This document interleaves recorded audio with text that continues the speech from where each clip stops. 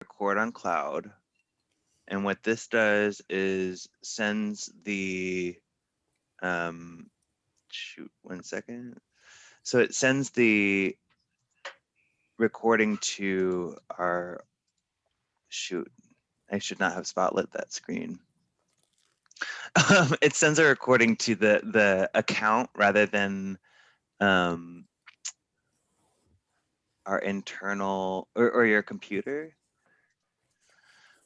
Okay, here we go. Did I remove the spotlight for you all? Sorry. Yeah. Okay, great. So it sends a recording of this meeting to the VIUF account so that Lisa and anyone else that has access to the Zoom account online can access the recorded video. So this is how that recording that I did is the easiest way to make that happen. I'm also going to spotlight again. This is going to be maybe a little disorienting again. I would be doing this very differently if I wasn't on vacation right now. I'm so sorry. But you'll see right here, that it's kind of fuzzy, but it says pause or stop recording. When we do joys and concerns in terms of recording, it's important to press the pause instead of stop, because that allows for us to restart the recording more seamlessly. And when it gets sent to that online video account or that online Zoom account, we see basically the uninterrupted service as one video versus having two different recordings. Is that resonating with everyone? Basically, we don't want to end up having two or three different videos for one service and then having to splice them all together once we've got them figured out. So that's the first little thing I wanted to cover with you all on recording videos. Amy, I see a question. Yeah, I have a question. You said on the recording button, hit what in order to get it to the VIUF account? You said record on cloud. So on that it gives cloud. you two options. One is on computer and one is on cloud.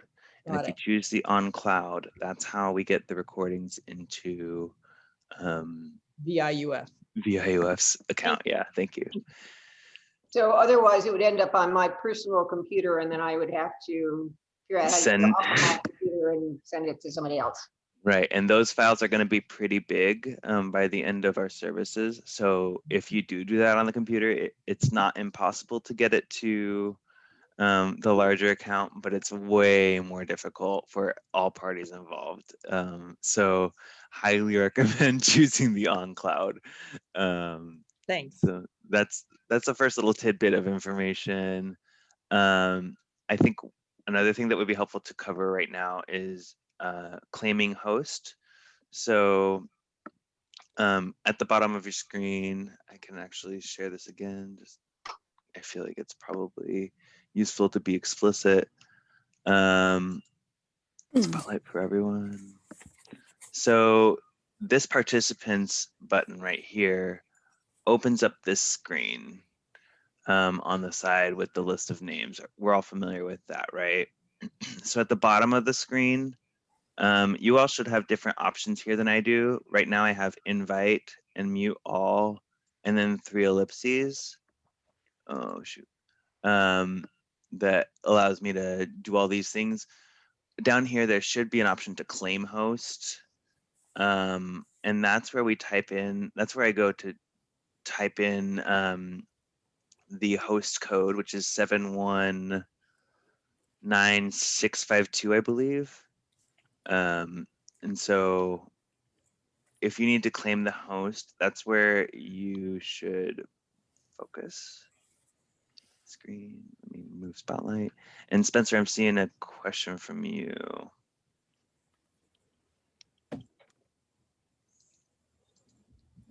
Hey, You're Nathan. muted. Yeah, I don't see the ellipses. Right, Just and invite and mute. invite and mute, and you're not seeing any like claim host or anything? No. Hey, Okay, so that's probably because I have the host and I don't know actually how to unhost myself. So that's one difficulty of doing this after I've already claimed the host so that we can record. Nathan, when you, just for everyone, so when I'm logged in, it automatically gives me host abilities, and Nathan came on before me, so he claimed host. Once somebody's done that, you won't be able to do it. But if you're the first person in or you're the first person arriving, then you can claim the host abilities, and that gives you more controls of all the Zooms. So I think that it's hard to demonstrate that because, yeah, we've already claimed it. Sure, yeah. I have a question. Does that mean, Nathan, it's Mary. Can you make other people the host? So that's a great question. We can assign co-host roles. That way you show them what they're supposed to see. Exactly. Yeah, I will spotlight my video really quickly. And Sylvia and Catherine, I do see your hands. We'll get to you soon. So let's see. Oh my gosh, I'm so sorry. This is probably really disorienting. So let's say I wanted to make Mary the host or a co-host. I'm allowed to click on her name, and this is so fuzzy. But the first option here, it says make host. The other one says make co-host. So if I choose make co-host, it then gives me this pop-up. Oh, that's trippy. Which says what? Do you want to make Mary Demange the co-host of this meeting? And I say yes. And so now if you looked on the participants window, you should see Mary's name with co-host next to it. And I can then either make her a host or withdraw co-host permission. And so now Mary's no longer listed as a co-host. Nathan, what I meant to say is that you can make everybody co-host so that they can see what you're talking about. Oh, that's a great idea. Okay. Co-host, I can go ahead and try and make everybody else co-host. Great. Okay, I will make you a co-host really quickly, and then be super helpful if you can assign everyone else co-host. So Mary is now a co-host. Catherine, I'm still seeing your hand. What can I do for you? Oh, you're muted though. Just a real basic question. So when the tech person starts the show, are we logging in as a VIUF administrator? Am I logging in with my work Zoom? And what's the account that we log in with? Great question. So I just log in with my personal account, and if you log into the specific room, so the room we're using right now is the program planning committee room, right, Kate? Yes. Great. So on Sundays, you'd go to the viuf.com/Sunday link, and that would be the room that you're going to sign into and claim the host on. And it doesn't matter if you're on your work account, your personal account. If you somehow get access to the VIUF account, then that will automatically give you the host responsibilities, but it's unlikely that any of us other than Lisa will have that experience. So, oh, and I just saw a chat from Mary saying that only I can make people co-hosts. So I'll go ahead and do that really quickly. But does that answer your question, Catherine? Yeah. Great. Is the host key number the same for each meeting or unique to each meeting? It's the same. The program committee is the same as the Sunday service one? Yes. So it's always 719652. Okay, I'm making my way down the list. For those of you who now have co-host abilities, are you seeing different options in anything? Yes. Great, okay. what are you seeing? Ask all to unmute new participants upon entry, allow participants to unmute themselves, allow participants to rename themselves, play sound when someone joins or leaves, enable waiting room, lock meeting. Great. Yeah, and a lot of those are pretty self-descriptive of like what they do. So one of the things that I've had to get used to is the mute all button. is very tricky. If you want one speaker to be speaking and everyone else to be muted, it might seem intuitive to just press the mute all button right away, but that will also mute the person you want to speak. So if you mute all, you need to be sure that you tell the person speaking that that's supposed to speak that they need to unmute manually after you mute everyone. Or you have the option to go through and individually mute each person. So if I was speaking and I needed to mute everyone that's unmuted right now, I would just go through and say, okay, Amy mute, Catherine mute, Kate mute, Robbie mute, Ted mute, and everyone else is already muted. But that's sort of some of the nuance around muting. It's not super easy to just say, hey, I only want this person to talk. And it's troubling to unmute someone without communicating to them. So let's see right now. Spencer, I'm gonna ask you to unmute, and I wanna see if it just automatically unmutes you or if you have to press something, if you could tell the group. I had to, well, let me do it again. I'm gonna mute myself and then do it again. Okay. So, and actually, while we're doing this, I'll share my screen. Oh no. Hey, Nathan? Go what I've for it. Was when people are muted, I can't unmute them. I can't click on them. All I can do is ask them to unmute, and that puts a message on the screen telling the person to unmute themselves. Does that? Right. Correct. That's exactly what we're sort of talking about right now. Yeah. For some reason, I can no longer start my video on my phone. That's very frustrating. Okay. Let's see if there's a different way to do this. I'll share my screen. Okay, are you all seeing what I'm seeing? Yeah. Yeah. Great. So this is that participants window, right? Here I am going to Spencer. This is the ask to unmute button that we're sort of referring. So I'm going to ask Spencer to unmute.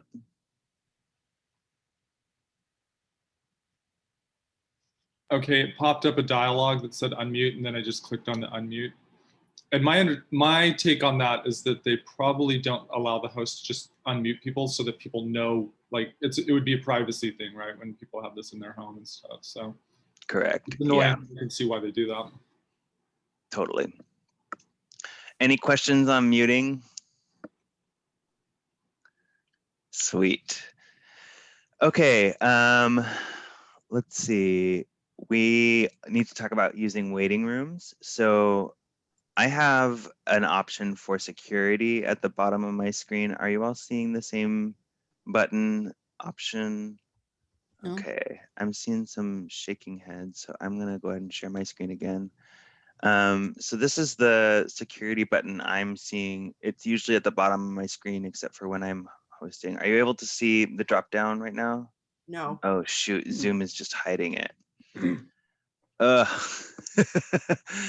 Okay, the trials of doing this remote. I'm gonna sign in to our meeting again on my phone. I think Okay. everybody who is a co-host should be able to see security. It would be just to the left of the participants at the bottom of the screen. Yeah, I see that. Yeah. So isn't that what you're looking for? Yep. I see chat, not security. Oh, to the left. Yes. Mm-hmm. Yeah. Okay. Yes. Yep. Yes, so we could see that if we all Mhm. click on security. Right. So if the options that I have in security, which here we go. Do these match what you all are seeing? Let me spotlight myself. Security. So on top, I've got lock meeting, Yes. Yes. enable Mhm. waiting room, Yep. hide profile pictures, and then below that, I have allow participants to share screen, chat, rename themselves, unmute themselves, and start video. And then We- below that, I We have have hide profile pictures. Why don't I tell you what we do have, and you can tell us what you have. We have share, Excellent. chat, rename themselves, unmute themselves. You have start video. Yep.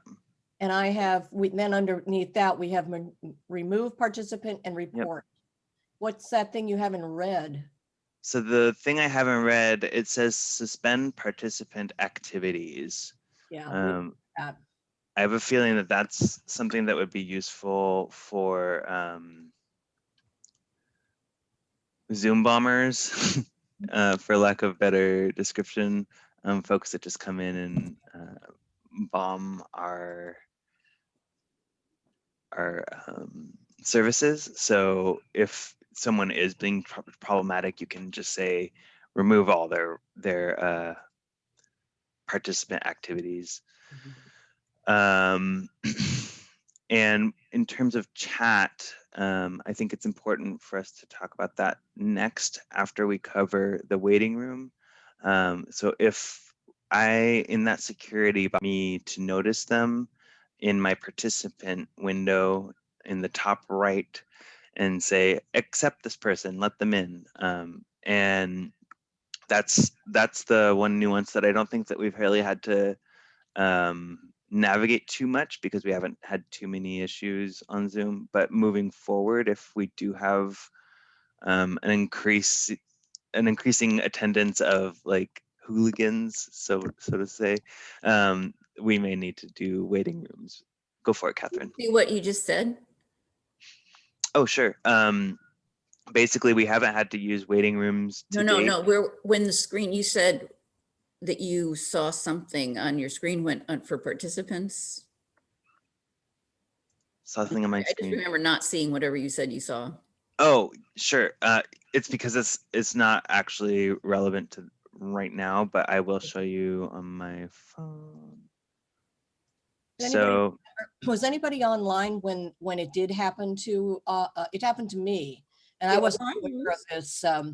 The only thing I felt like I could do was close the meeting off. We had somebody who did bomb the meeting, so it's a little hard to see, Robbie, but there's a thing at the bottom that would have stopped everybody from doing anything without closing the meeting. Oh, correct. okay. Yeah, suspend participant activities. That's what Mary's talking about right now. I suspect that when it happens to you the first time, you won't remember this. Panic like I did. Yeah, and I think that's a really good point, Mary. I think that this enable waiting room is if you feel really nervous at the start of tech for a service, feel free to enable waiting room. But that's going to mean that you need to come up to the top right of the screen as people come in, and names, it won't show this right now because it's not relevant, but names that are of people who are waiting in the waiting room will pop up here, and you'll need to press allow. And that's what will allow them into the meeting. And Spencer, I'm seeing a hand. So would it make sense to like not have that set like before when everybody's gathering and then turn it on after pretty much everybody's gathered? That's actually not a bad idea. I've never done that, but it might make sense moving forward to say. I mean, you might at get 11. the stragglers, but you know. Yeah. It's a lot easier to deal with just a few people rather than the huge influx at the beginning. Totally. And something to keep in mind is that you may be busy with some tech responsibilities while someone comes into that waiting room. So they may have to wait a little bit longer than they would maybe want or expect. But I think for the sake of security, it might be worth it. So that's a great suggestion, Spencer. But so can I ask a question? So right now, status quo, tech people on general aren't using waiting rooms when we start the show. It's just let everybody in. Correct. Yeah, that's correct. But the waiting room is there if we want to use it. Mary, can you just say again what you did the one time it happened? I mean, because at least that's something for us to do. Were you talking to me, Rob? Yep. I was just saying, maybe you could just say when it happened, I panicked. Everybody else, I think, on the call did not panic. Everybody, especially all the people were saying, oh, that's just kids. And I was just horrified. So I just closed the meeting for everyone. I think that Nathan is right I mean, Spencer's right, Nathan's right.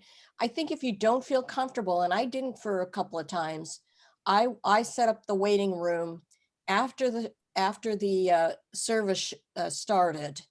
And then if somebody needed to come in, I'd let them in. And if they were late, then I think that they should expect to, be let in when it's convenient. You wouldn't want, the things going on, you don't want a lot of, I'm not too worried about letting people in after it's started. I feel a lot more comfortable about not using a waiting room, but I think if you're doing this for the first or second time, or even the third time, or I think it's perfectly fine to do that. But if you panic, close the meeting, just close it all up. Agreed. And I want to offer another option too, just for the sake of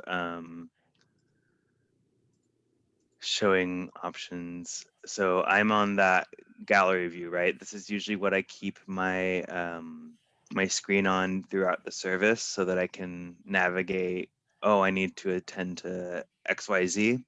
Right now, my screen is spotlit and it's selected by me. So I have the option in this drop down in the ellipses next to ask to unmute. I have the option to say remove. It's the third to bottom option for me.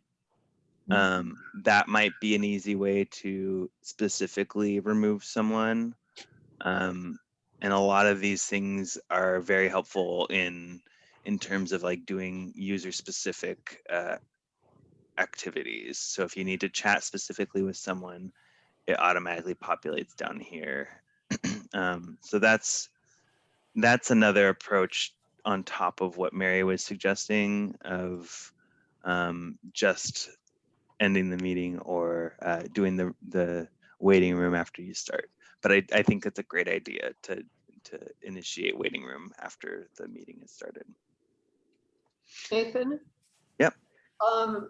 I think one of the Zoom tutorials said that once you have removed a participant, if you do that, then they cannot come back to that meeting. I think, however, that if you have a bunch of kids or whoever Zoom bombing a meeting, if they simply rename themselves, they can come back in as somebody else. So if you were trying to control a Zoom bombing event without simply closing the meeting, could you, in theory, then go to security, say you could take away the ability for people to rename themselves and then start removing the participants that were causing problems? I think that's a great question because it brings up the difference between the display name and sort of what Zoom considers your name. So when you rename yourself in Zoom, it's really only changing what's displayed to people. But when you sign in, Zoom is looking at your email address. And so if I remove someone, my assumption, and I think this is true, I don't think that it changes if they rename themselves, because Zoom will look at their email address and say, no, this is the same Joe Schmo that we just saw 2 minutes ago. And they've been asked to be removed. So we're not letting them back in. So that wouldn't be necessary. I don't think so. I also think if Kate, they didn't name themselves things like, Ted Claybaugh, so I'd be fooled. They, they had names that were kind of, some of them were pretty vulgar. So I think when you see a vulgar name, that's your clue. I love that.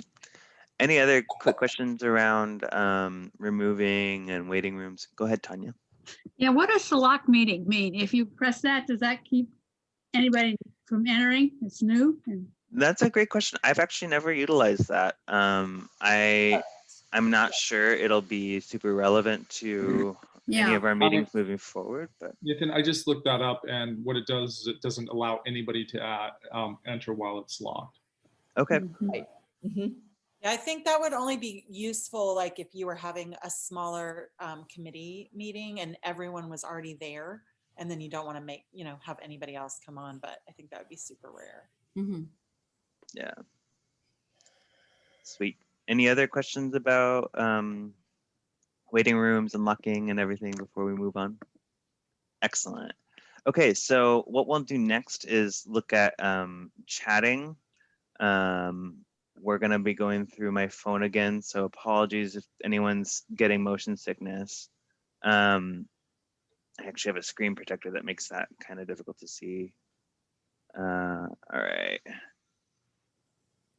So down in this area, we're all familiar with the chats, right?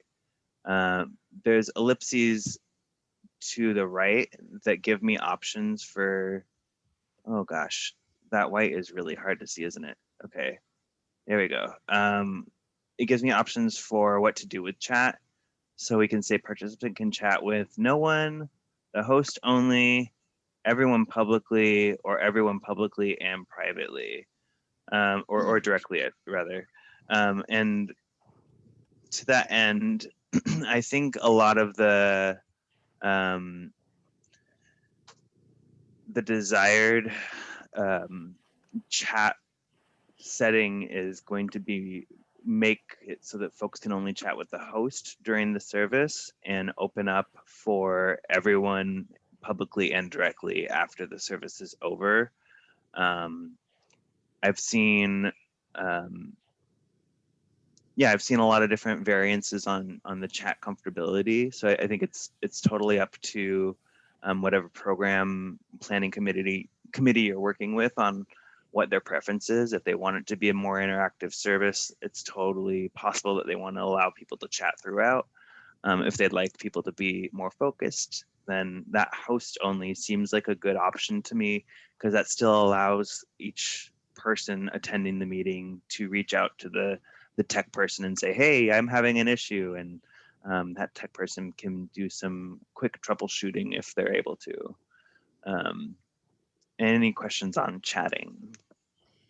How often do you get where the tech person has to do one-on-one troubleshooting with someone that has reached out just to tech? Is that a lot?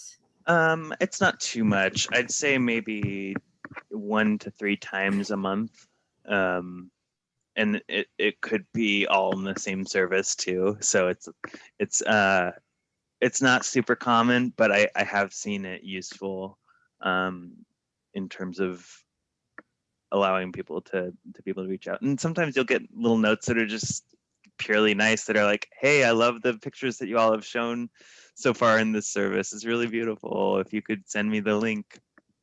And for me, I feel pretty comfortable with just doing a copy paste and sending it to them and saying, hey, here's that video we just watched, because that individual asked. But I think it's nice that then the whole congregation isn't seeing the link all at once and everyone's clicking to go watch the video during the service.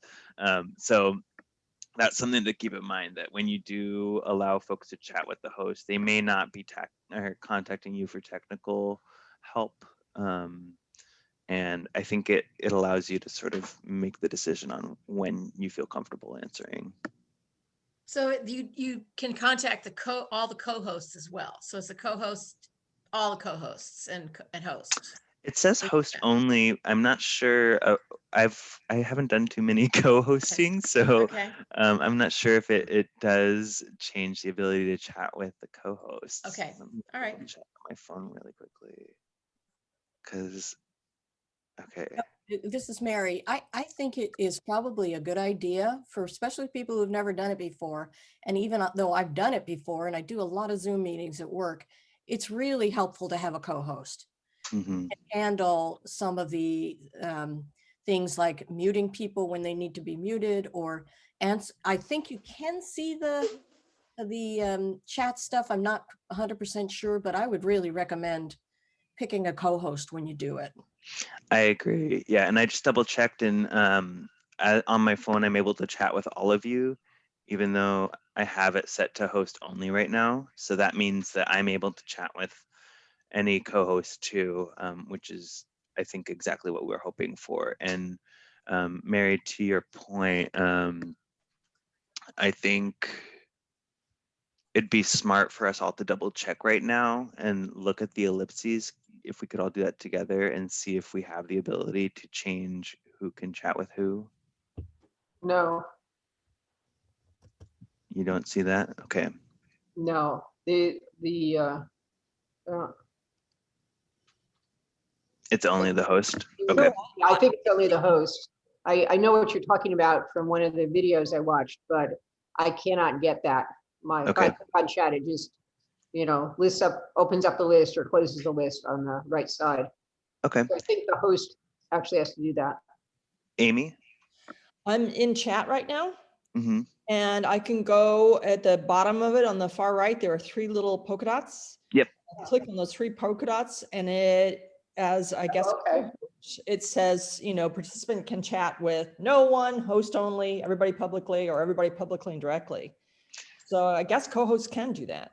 Okay. Sweet. Amy, do you want to do the honor of switching it back to everyone publicly and directly? Just to make sure that it There's happens for everyone? now publicly. I just clicked on it. Excellent. I have it changed on mine too. So that means that if one co-host changes something, all other hosts will, it'll apply to all other host screens as well. Mine still says host only. Oh no. Yeah. Now it's everyone publicly and directly for me. Try closing the list and reopening it. Oh, no, let me try that. That's probably what did it. Yeah, now I closed it and reopened. That did it. Great. Good. All right. Thanks. Good, Ted. Yeah. Sweet. Everyone feeling comfortable with the chat function? Yeah. Great. Okay, so let's see. Oh, use raise hand function. This is a great one. So we're gonna go back to that bottom band on the screen, and in between the main buttons and the end button, there's the reactions button. Mm-hmm. What you're gonna wanna do is press that, and then the first button options is the raise hand option. So if we could all just do that really quickly, just make sure we've all found it. Okay, so I'm seeing some hand claps. Those are different from a hand raise. So a hand raise is sort of sticky. Unless I, as the host, say lower hands or lower all hands, those are going to stay up until they've been attended to. What a clap does, it's kind of like this, it's sideways. The clap is just sort of a way for you to show whoever's speaking, oh, I'm clapping for you right now. Or there's also like hearts or a laughing face. Those are different from lower hand or raise and lower hands. So when it comes to like joys and concerns, raising hands can be super helpful versus just looking for someone in the gallery view going like that. Robbie, I see you though. Oh, you're muted. Yeah. I don't see just the hand. Okay, so let me do it on my phone. Anybody else not see it? I don't either. I don't see it either. Yeah, all I see it's is on the that the band. clapping or the thumbs up, and But that's if it. you, Right. if you look below that box, there's a band that says raise hand. Right, so If you look here's below the reactions button. reactions, yeah. And then the clap hand is right here, but the raise hand is right here. So I don't have that. I don't have Me either. Thumbs up or heart or. Nathan, okay. once Yeah. you have all those things either. If you don't have it, would you mind just typing in like what your operating system is, your platform and operating system into the chat? I just want to get a quick survey of that. Mary, what's ours? We have, it's just PC DOS, if that's what you're asking. Yeah, it'd be PC versus Mac, right? So it's Windows, but like which version of Windows or whatever. I don't know. I'm just trying to. Can you put it in for me, Mary? Windows 10. Okay. Okay, so I've got a MacBook and it is working for me. I'm And sorry, it's working can for some of the Windows you users. can see all those things that, that Nathan can? Yep, the raise hand thing. I can too. I mean, everybody who raised their hand obviously was able to see it. So it's working for several of us. I wonder, Huh. can everybody just click on the About Zoom thing and get your Zoom version number? Where's that? yeah, I'm not seeing that either. On the Mac, it's up on the upper left-hand corner under zoom.us. It says About Zoom. I'm not sure where it is on Windows. But you have to be not in the full screen. I'm in full screen, and if you just move your mouse up to the top, it should do it. Okay. 547. So Spencer, what version do we need to have? Again, I'm not sure, but just put it in. Let me put mine in the chat. I'm at 5.4.7. Yeah, me too. Yeah. So if you're not at so some of you who are having trouble raising your hand are at 547. Well, my guess is that I know that they've changed the raise hand function, and I have a feeling that it could, part of the issue could be that the raise hand is next to participants for some of the older versions. I do know that it used to be in that area next to the invite and mute all buttons. So, oh, interesting. Mary, can you see it? I don't see raised hand. I don't see raised hand. And Yeah. And which version are you on? The version of Zoom that I have is the latest because we get the latest from work, and I'm running Zoom from my work account. So, and I don't see that raised hand when I'm the co-host. Yeah, and I don't see what version of Zoom I have. I don't even see a place, and I've got Windows 10, where to find the version of Zoom. So Ted, the version I'm finding, or the place I'm finding the version is this little check mark up here. It then pops out this screen. In chat? Yeah, I don't. So sorry. I don't see the black box that you just showed. I don't see that. If you click on this check mark, the green check mark. Okay, hold on a second. Let me. I see the check mark. If you click on that, it says mine says you are using enhanced encryption. Interesting. You know, can I make a suggestion? Go for it. Sounds like people with Mac, or excuse me, with the PC aren't finding it. So maybe what we can do is ask someone who understands the systems to do a little research. Sure. And let us know. And in the meantime, since a lot of us use PC, and I've always been confused when somebody said that, raise your hand, and I'm like, I don't know. So I think we need, as hosts, to offer options until we figure out how to put raise hand on everybody's screen. Yeah. I see mine now is Zoom version 5.0.2. So, and the newest one is what, 7.4? 5.4.7. Oh, 5.4.7. Yeah, mine is 5.0.2. So Ted, you just go to zoom.us and ask for a software update. It'll be under zoom.us. For the people who couldn't see the check mark, check to see what view you have, because I wasn't in the right view. I was in the speaker view. So if you go to gallery view, you see up on the upper right-hand side, it says view. Click on that and you see speaker. So I clicked on gallery view, and then I could see the green check mark in the upper left-hand corner. Oh yeah. And then click on that, and then you see a black box that I didn't see before. And then in order to see what the rest of it, where you can see the version, there's a gear thing in the upper right-hand corner of that black box. Click on that, and it will show you what version you have. And I actually have 5.4.1.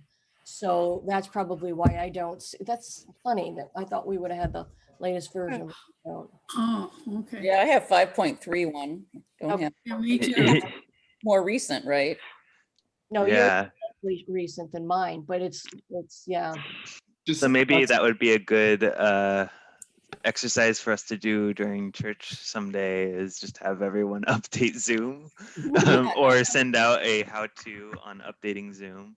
And Um, I'd like to point out a tech support tip is like, don't ask people if they have the latest version. And some of you said, oh, I have the latest version. It's like, just tell me which version it is. And then Right. we'll know, you know, because some people, I have the latest one. And it's like, no, it's actually really old. It's like, you're so out of tune. Yes, I did misspeak, didn't I? but that's totally understandable. So I think it's good that we're getting some understanding here about where the different disconnects might be and what might cause folks to see different things on their screens. So that's helpful. I think it might be, like I said, useful for us to give instructions on how to update, because I know that that's not always super intuitive for me when I'm trying to update software. So I'm sure there's plenty of folks that feel the same. So that's a good thing for us to keep in mind moving forward. We may have to just hold off on talking more about raising hands until we figure out some of those discrepancies. Sylvia, I still see your hand raised. Do you have a question, or are you just participating? Great.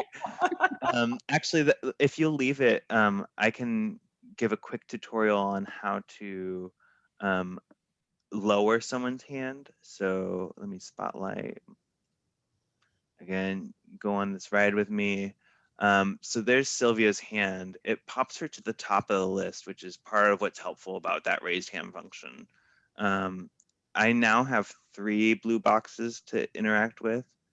The lower hand box is the easiest way for me to take the raise hand function off of Sylvia's profile. So then I know, as the tech person, oh, I've already addressed Sylvia's hand raised question or comment or whatever.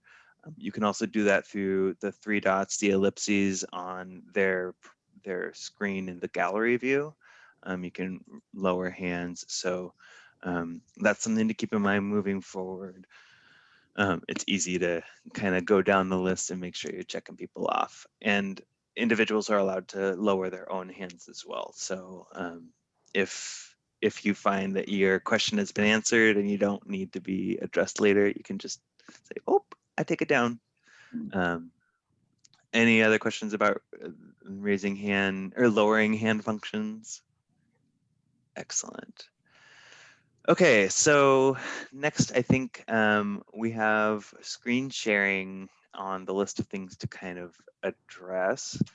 I'm going to go ahead and take you all on my phone ride again.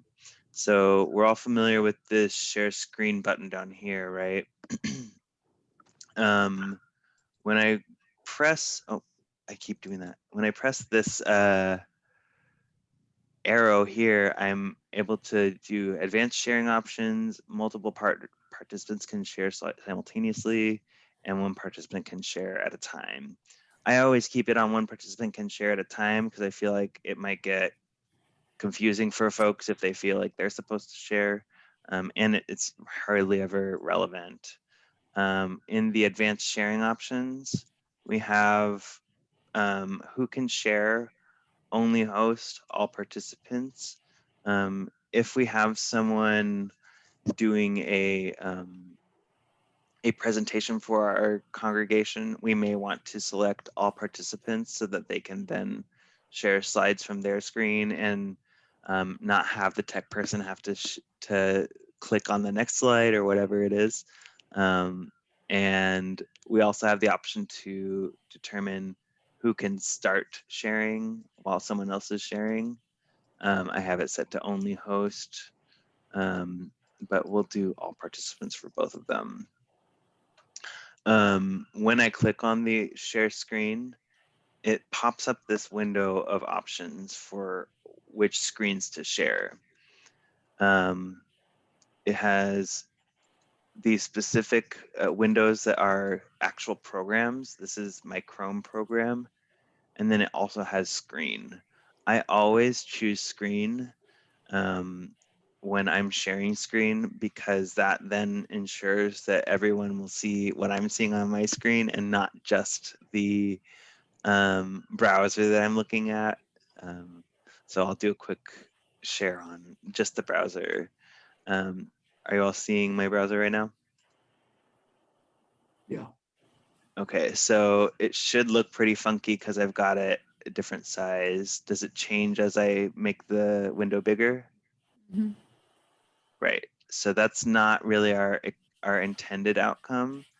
Instead, if I do share screen, you're now seeing my full screen, including this window. And what I was doing in that last bit where the screen was changing is just this action of making my window bigger and smaller.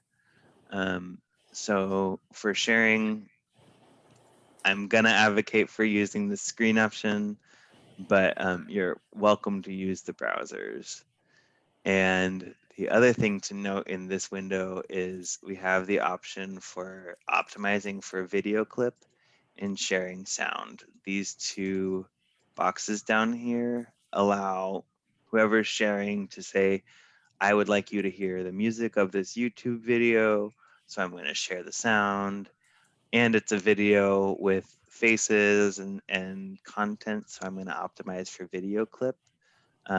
That's how I share things that are like hymns or anything like that. Oh my gosh, let me unspotlight myself. Is there anything I can do to, oh shoot, I just unmuted myself, not unpinned. Okay, here we go. Oh, Sheila, I'm seeing a hand. Go for it. Yeah, I don't know if I'm not seeing your screen or whatever, but the optimizing video clip, where is that? Great question. So if you just press on that green share screen button on the bottom, Yeah. in the window that pops up, there Yes. should be in the bottom left corner of that white window, there should be two check boxes, one that says share sound and one that says optimize for video clip. Ah, Are you seeing those two?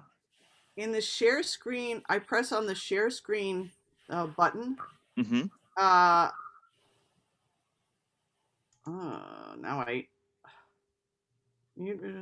and then no, I'm not seeing it. Oh, no. Yes, I see it now. I see it now. Great. Oh, good, Okay. good. Thank you. Okay. Sure Thanks. thing.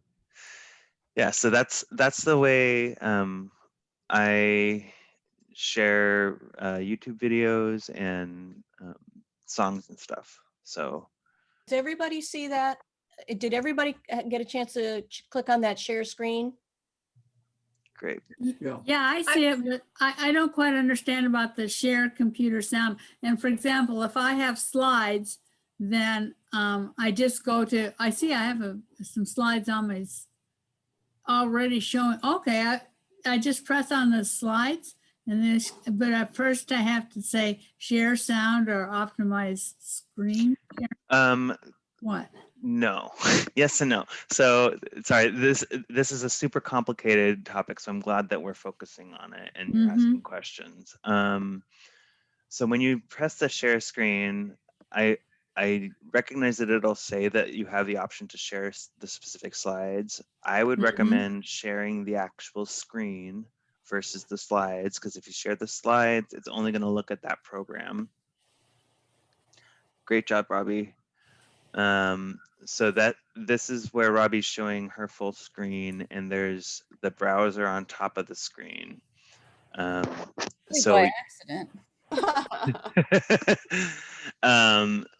it still works though. And Robbie, are you familiar with how to unshare your screen? No, I'm not following this at all, but I just figured I'd get a private lesson later. Okay. Well, let's see if I can direct you to how to unshare. If you push your mouse to the top of the screen, you should have a band pop up. And on that band, there's a little red box that says stop sharing screen. You want to press that? There you go. Very good. So, yeah. Okay. So I see Sylvia and Amy both have hands up. I was just curious. So when you optimize for video clip, what does it actually do to that video clip that you share on your screen? Great question. I don't have a ton of like technical knowledge on what goes on behind the scenes for optimizing that video, but my impression is that it's doing less of a recording of your screen and more just a direct streaming of your screen. Okay. So it's maybe just improving the quality of what's going to show up. Got it. Thank you. Sure. Amy, go for it. My question is that when I hit share screen, and I think for all of us, there are at the very top 2 different things. There are basic, advanced, and files. Mm-hmm. So what you're saying, Nathan, is that by clicking basic and then the screen and then the share sound and optimize for video clip buttons, that I'm going to be able to share using those clicks, video and audio. Is that correct? Correct. Yep. Okay. What is the advanced button for then? So the advanced button is, so it's giving me the option to do PowerPoint as virtual background, portion of screen, music or computer sound only, content from second camera. So what that says to me is these are all instances where if I wanted to do a portion of screen, for example, are you all seeing me kind of move what portion of my screen I'm sharing around?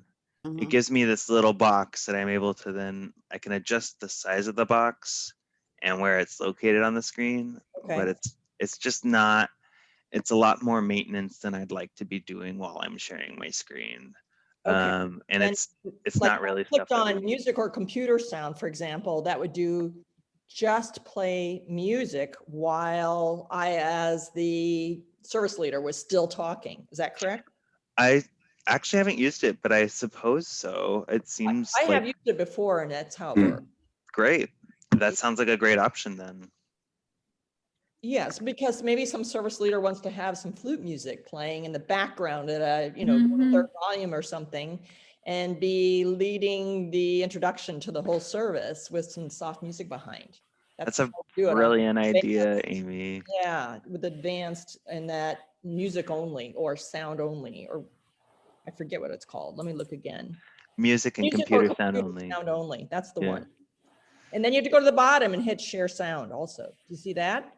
It doesn't give me that requirement on mine, but it could, I definitely believe that could be an instance. Oh yeah, no, when I click music or computer sound only, you're right, there's nothing at the bottom.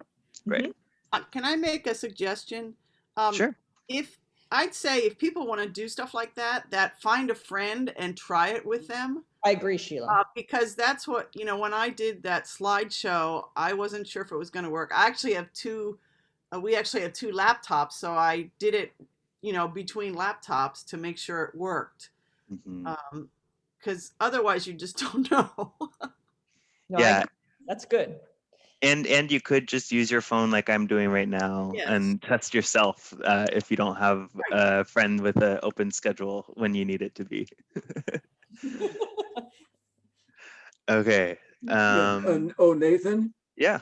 Yeah, when you're sharing screen, for example, watching a video, I guess what would you do? Go to split screen so you, as the tech person, can be watching the video, and sometimes you want to stop the video at a certain point because it'll run on too long, or you'll want to start it at a certain point. So in order to do that, are you splitting your screen and sharing it, or just sharing the one screen? Let's see if I can do something that, oh, here we go. Great. I've got There Is a Love already queued in my, in my browser. So I'm going to share screen and optimize for video script or clip on this one. Okay. Are you all seeing my screen? Yes. Yes. So what I do as a tech person, if I have videos, is I queue them up, and sometimes they'll have advertisements at the beginning. So I'll press play really quickly just to make sure if there's an advertisement, I can let it run before the service. Okay. Then if folks want to start, let's say at second mark 30, I can just set the YouTube video to 30 and not share my screen. But then when I go to share my screen, I have it already queued up Mhm. and I can just press play and I have the sound on. So I have the option to still do everything that I'm doing while the screen is shared. It just doesn't look quite as professional if my mouse is floating around, but I can main or full screen it. I can pause it, play it, and I could exit this, or I could simply just stop sharing my screen and have Okay. that be the easiest way to stop it. So that's generally how I approach it, is I just assume that our church is super forgiving, and if I do anything where it looks kind of clunky, people will be able to look past it for a few seconds. So on a video clip, could you have just click just share sound and then it wouldn't show, your share screen wouldn't show the picture? I guess I could play around with this myself. Yeah, we could play around with it too right now. Let's do this advanced share music or computer sound only. Okay, and Usually I've done the music off of like iTunes. can you all hear that? Yes, Mhm. Great. And now you can't, right? Correct. right. Great. So all I did there was share that music or sound, and then I pressed stop sharing sound on the top of the screen versus like actually pausing the video. That's how I stopped the sound coming from you or coming to you. It was still playing in my ear after I pressed stop sharing screen, but I just paused it on a separate window afterwards. So Nathan, can you do that and then have some video slides so you're doing a different visual? That's a great question. That's definitely been a request before. Let me just get pictures of trees. I'm gonna Google search. So here I'll share my screen and show you all how I typically go about sharing screens while music is playing and I'm looking at pictures. So I'll have this playing in the background. And then let's say we wanted to have images of trees up. I can do whatever I want in the rest of the screen and still have that music playing in the background. Is that resonating? So if you had them in slides, you could play that video and go through the slides on a separate window and still have that music playing. Does that answer your question there, Donna? Yes, thank you. Great. Okay. Spencer, what's up? So on some of these things where it's kind of like, hey, can you do this and that? I'm like worried that, we've already got a lot going on or enough going on. And in a lot of those cases, it's like we might be able to, but I would kind of like, me personally, I would kind of go to whoever was asking that and say, hey, can you actually just splice that together the way you want so we can just queue it up and run it versus me having to juggle an extra thing. You know what I mean? Yeah, I totally hear that. The thing to keep in mind is that sometimes the act of splicing them together is a little bit above other people's technical skills sometimes. Yes. So though that might be easier for the tech person, it might actually be more difficult in the long run because you may have to fix the bye Amy. You may have to fix the splice that someone else did after the fact. That was very nice of you to say it that way, Nathan. But yeah, I think you totally have a point though, Spencer. If we can get assets delivered in a way that mirrors how they want to be delivered, that makes it easier for the tech person. If there's a order of service or what am I trying to say? If there's sort of a script for what's expected, it can sometimes make that a little bit easier. You can queue things up ahead of time for yourself before the service. It takes maybe 15 minutes before a service sometimes to get all the windows open so that I can click them in the order that I want to.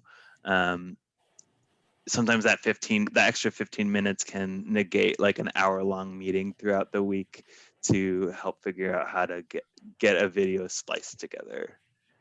That's my question too, is what format is good for you? Because we're now starting to use the Google Slides, and we were hoping to be able to send like Google Slides to you, and then down at the bottom in the editor section, you kind of put the, okay, this visual during, joys and concerns, or, whatever. Does that help? Does that work for you guys?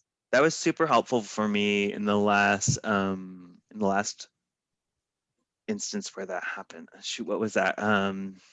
Remind me of which service that was. Well, we did the liminality one, and I think we tried to send you one and had like, so does that format work for you guys? That's my question too. It can be super helpful for me personally. I think each tech person's gonna have different things that are more or less helpful for them. So it's super helpful to be in contact with them, maybe the day of or the day before. Well, day of would be too late, wouldn't it? But maybe on Saturday, just making sure that everything expected is clear via an email, just saying like, hey, does that order of service and the links included make sense? Do you have any questions? So my next question would be, let's say, would you rather have the image be a JPEG, or do you want to have it a link? I think you were saying that one time that because I just sent like actual images on the slides versus a link. Yeah, so images on slides for me is way more helpful. Because rather than me clicking on a link and going and finding it and then inserting it. So I have a follow-up question on like what we're talking about with having stuff ready to go, because it's like I get what you're saying about like some of the people who are making the requests, they may not have the technical ability, but I think like one of the things is as more people are pitching in to help out, there's going to be varying degrees of ability between us. So Nathan, you might be really eager to help somebody and say, oh yeah, I can dive in and do that. And then the next week they're asking me to do it. And I'm like, I don't really know how to do that. Yeah. I'm kind of busy. So I would kind of say like, if we can set expectations to go with the simple stuff and not add a bunch of bells and whistles, I think not just push back for yourself, but like, the next person in line might appreciate not being, because it's like, once you start doing that, people are like, oh, I just turn it over to them and they do all the splicing and they set up the slides for me. That's entirely fair. That's a good point. Yeah, and that's what we need to know as service designers. What are we asking that's way beyond, easy? That if we know what it is that we are asking and what's easy and what's not, that would be helpful. Okay. Oh, I think that's what we were trying to do with the thing that Kate sent out, is have specific instructions for what formats people should send in. And I know what you're saying, Nathan, is, well, I can do this, but the next person might not be able to want to do that. I don't think that's good. I think we should have some general expectations. So if the people who are creating the service, they can send it in this, or this format, that's going to be acceptable. Otherwise, there's going to be a lot more back and forth, which I think we're trying to get rid of. Absolutely. So, not rid of, but we don't want to have you guys have to be on, interacting with people for a whole week to get things done. If, like Sylvia said, if Google Slides are good, use Google Slides. So we put in that document what is acceptable. I don't have it right here, I could pull it up, but it's basically Google Slides or PDFs in a horizontal format is what you asked for. Yeah. So is this what you're referencing? Yeah. No. Scroll down. Yeah, just scroll down. It's real fuzzy. Oh, is it? Let me see if I can. Is that helpful? Yeah. Good. Okay. Yeah. Just below the table, I think. Oh, below the table. Okay. All slides must be complete. They must be as you. Yep. These are all good call outs. I think this is important. If you have a Word document with song lyrics, make sure you convert it to the horizontal format. And then in terms of images, playing while the music is playing. I think that that's probably the biggest unknown. Is that, sorry, I'm gonna unshare. Does everyone agree that that's sort of the biggest question mark right now of if we want music playing and show something different, that's where we're having the biggest disconnect? Yeah, and I Okay. think that's something, like you said, we could even play around with at home, you know, or with each other. Mm-hmm. I like that idea. Thank you for that suggestion, because then you'll know if it works or not, what you have in your mind. Right. We can call you. No. Say, Nathan, I can't get this to work. But yeah, thanks. Great. So Nathan, if there are other formats that you want to add to that list, or you or other tech people, or Mary or Spencer or anybody, that's fine. I mean, that just came from Steven, that list of things. Yeah, and I think that that's a pretty comprehensive list of the things that would be helpful to have done beforehand. And I'm sure that if there are specific things for a service, one of the recommendations I would make for the program planning committees is to try to make it happen the way you want it to happen in the service before you give it to the tech person. And if it's really difficult for you to do that in your program planning committee, then think about how that might impact the tech person down the line. And if it is going to be super complicated, maybe a phone call is warranted, but I would recommend maybe trying to reimagine what you're hoping to accomplish too, as how do we make it simpler before bringing it to the tech person. Tanya. I have a question about having to convert something to a PDF. Like if I just send ordinary slides from PowerPoint, does that be converted to a PDF, or is that okay? That's a good question. So ordinary slides, sometimes Google Slides will pick it up and automatically convert it to a Google slide in your email if you're using Gmail. But otherwise, converting to a PDF is purely an action of saving that PowerPoint as a PDF. So if you save the PowerPoint to send it to me, you could just save it as a PDF and send that PDF to me, if that makes sense. Spencer. Well, it does, but I don't know how to do it. Well, so one of the things, like Nathan, I think Nathan makes a good point, because what he said before about like, you want to be able to visually scan it and make sure it works. Because it's like, if you are expecting me to do it and I don't have the same fonts loaded as you do and all this other stuff, PDF I mean, the P in PDF stands for portable. So it means it's going to show up the same everywhere. Versus I don't even have a lot of Microsoft products installed. So if you send me a PowerPoint, I don't have PowerPoint installed. Maybe Google will do it, maybe not. If it's in a PDF, you know exactly what it's going to look like. Okay. And yeah, it's like, I think Nathan also said you can just print. It's like go into the print dialog and it says print to file, and then just print it to a PDF. I think Microsoft does that. Apple will do that anyway. Most things are going to have you, like, you can export it. You might look for export as or save as. Those are some of the language you're looking at depending on the program you're looking at. And then it'll give you an option to save as a PDF. And it's exactly what Spencer said. It retains all your formatting and it has it look exactly the way you look, because once it comes through my computer or somebody else's computer, all of that could get lost. Sure, right. I see. Okay. And the way to select PDF is under where in the save as box, it'll pop up underneath where you type in the name of what you want it to save as. So it might say, what's the PowerPoint, ppt.ppt as the first option. If you click on that box, there will be a lot of options for other file types. One of those file types is going to be PDF. And so you want to look for that sort of option in whatever saving mechanism you're using before you send it to a tech person. Thank you. Yeah. Donna, I'm seeing your hand. Yeah, you know, I'm on Sylvia's team, you know, and we do fool around with a lot of stuff. We've caused some problems we didn't realize we were causing. And I guess this question about having music, but doing a slideshow basically of images, you know, we could fool around with that ourselves, and maybe Sylvia, you've already figured this out, but Sheila did a slideshow successfully. I wonder if a training might be offered of doing a slideshow And maybe Sheila, you could do that just for those of us who are interested from all the different teams.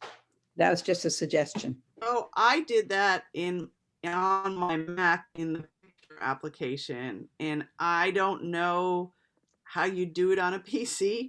So if you have a Mac, I'm happy to help people with that. But I can't help you otherwise. Okay. Sorry. Yeah, it seems like that. You know, if people do have Macs and they want to take their photos and put it in a slideshow, I'm happy to help somebody with that. Okay. Great. Yeah. Stephen Robbie. did offer to do a session if people are interested on Google Slides. So if anybody wants to have him do a meeting for us sometime, say, this is how you make Google Slides. He did make that offer. I haven't pursued a date with him as yet because I want to get through this first and see if there's interest. That'd be He had a great Some people in tutorial. favor? Okay. The tutorial that you had, that Stephen sent out about Google Slides was excellent. Oh, good. Yeah. Yeah, and Google Slides are super helpful. So if that's the route you choose to take versus doing PDF, if that's maybe what you're more comfortable with, I would highly recommend that. How are the other people with Google Slides? Like Spencer, are you okay? Mary, are you okay with Google Slides? I've not used Google Slides. I haven't had a chance to see that tutorial, but I'll take a look at it. I think it's a good way to go because it should work on a Mac as well as on a PC. Yeah, because that's something that's freely available to everybody. And as long as we say, okay, this is the thing we're going to stick with, then that's great.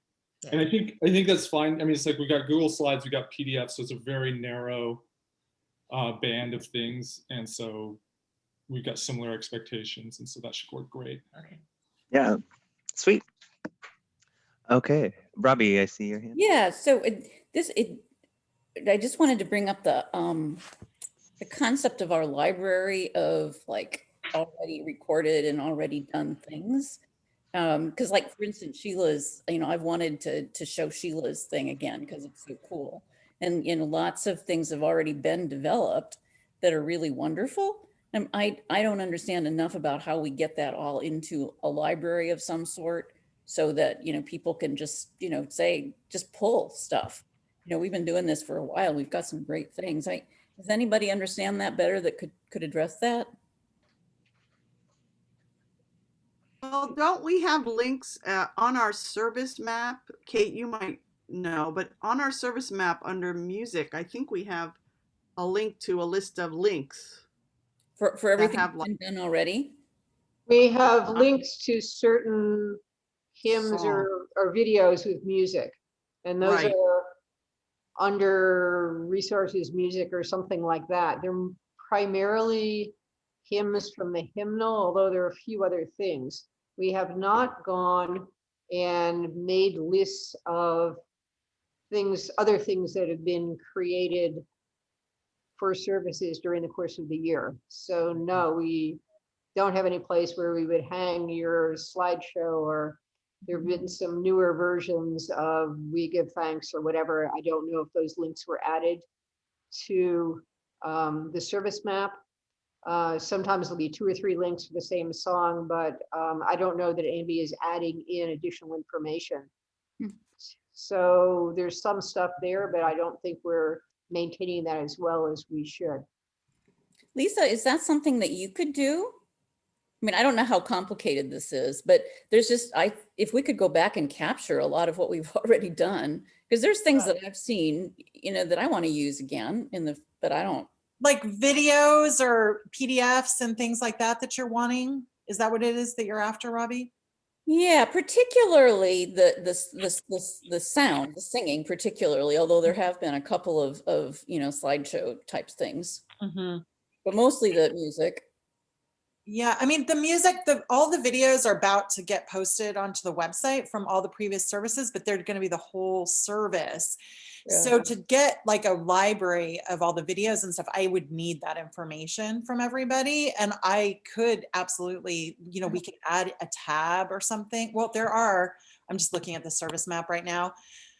we could add a tab of like links to things here onto the service map, but I would still need to gather all of that from everybody so that I'm not trying to find them like blind. Right. So if one person from each team were to go through and look for the stuff that they had done that was good, and a lot of it is, yeah, that's Yeah, enough. and one thing, I don't know, Nathan, if you're planning on getting to it or not, but as I've been getting all the videos ready, we're running into a lot of copyright infringement stuff. Yay! So that's something else that we're going to have to be conscious of too, is that because we're getting a lot of our videos flagged for copyright. And so, and that's something Lauren and I are talking about. Like, I don't think it's something we have to address here in this call here, but it's something certainly we have to start paying attention to if we're going to be reposting those videos on our website, because we will get banned from YouTube at some point. That's a good call out, and it might make sense for us to pause recording during copywritten things so that we could just sort of extract that from what's publicly posted. Exactly. And I think that's what we're going to have to do for all the archive videos for now. And then in the future, I think we'll just get better at that. Good call. Yeah. Donna, I see your hand, and then Kaya, I see your hand too. So we'll get to you next. Yeah, our team has already talked about archiving some stuff. And I think that archiving has to be done by the teams, because we know what we've done and what searches we've what we've encountered. So I would recommend that it start with the teams rather than with you, Lisa, So we can send if I was going to do it on my own, list. it would be really quite a chore. Great. And then Kaya, you need to unmute really quick. I've sent you a request. And just a heads up, folks, I am in an Airbnb and I'm supposed to be out by 12:30, so I may have to leave fairly soon here. But we've covered pretty much the whole list. I'm pretty proud of us. Hey, Nathan, I thought you were in the bathroom. Nope. Kaya, okay. So there's a website where creative people from all over the world have come together to share their creative projects, whatever they are, and their photos, and there's movies and music. And you can go in there. I mean, it can be a little cumbersome just because there's so many choices. But that's where some of them will have some creative thing, or they'll ask for, mostly they just ask for credit. So then you don't have to worry about copyright. That's great. Yeah. And Creative Commons. Creative Commons. Yep. That's what I was about to say too. Yeah. If you just search for Creative Commons on Google, it generally gives you a lot of really good publicly available assets. Last thing I want to make sure that we cover before I have to leave is the difference between pinning and spotlighting different screens. So if you hover over my window as co-host, there should be the 3 dots next to my mute button. And if you click on those 3 dots, there should be an option for pin, and there should also be an option for spotlight. The difference between the two, pin is something that only the host sees, or whoever is doing the pinning. It's basically how you want the windows arranged on your screen. If it's spotlight, that's what makes everyone see the same thing at the same time. So if I was gonna spotlight, let's see, if I'm gonna spotlight Lisa really quickly, I can do an add spotlight, and that will do the split. If I then remove my spotlight, it's only spotlighting her. And if I remove her spotlight, then it just defaults to whoever is speaking if there's no spotlight on.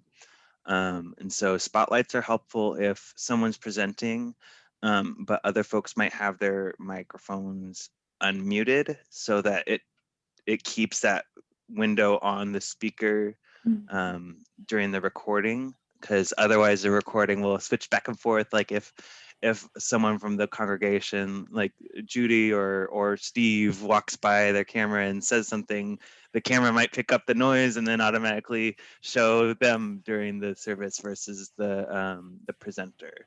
So for So noise and concerns, are you using the spotlight function? I am, yeah. I almost never use the pin function, to be frank, because pin for me is mostly useful if I need to keep track of specific windows. But yeah, I haven't really experienced that a whole lot. Any questions about spotlighting? Excellent.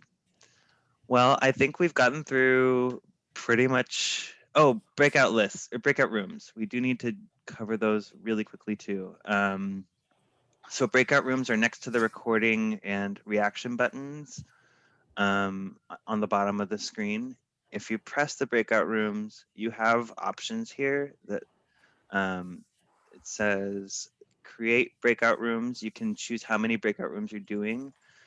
This is where math comes in. And when we have like 35 or 40 different attendees, if you create 5 breakout rooms, if it's 40 attendees, then you're going to get 8 people in each breakout room, which could be a pretty big breakout room. So you may want to switch to like 8 breakout rooms.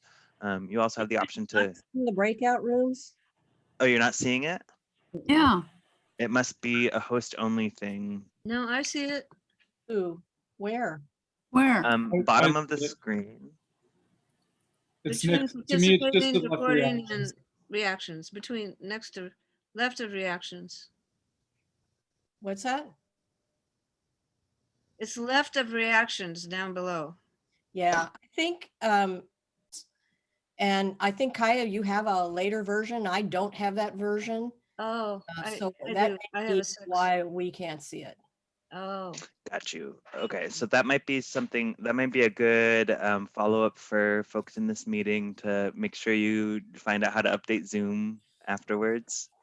And I'm getting some very frantic hand waves from Steve saying that we need to leave soon. So Spencer, let's cover your question quickly. And oh yeah, just update before you log in, because it's, if there's a bug fix or something, especially as moderator, you want to make sure you have the latest security patches and all that stuff. So do that like, an hour or so before the meeting. Great call. Yep. And then last thing I'll say about breakout rooms is that you can either assign folks to breakout rooms, or you can let Zoom automatically siphon them into or break them out specifically. I usually do the automatic one unless I feel like there's some groups that we need to have specific conversations focused on, but that hasn't happened often. And then Sheila, did I see another hand from you before I head out? Nathan, thank you. Oh, sure. Thank Yes, you. thanks. Thanks so much, Nathan. Thanks, Nathan. I hope it was helpful. It Oh. was. Oh, It yes. was great. Very helpful. Thank you all. Woo. Thank you for coming. Have a good rest of your weekend. I'll see you all tomorrow. Yes, thank everybody for coming. Thank you, Kate. Bye-bye. Yeah, thanks, Kate. Thank you, Kate. You're very welcome.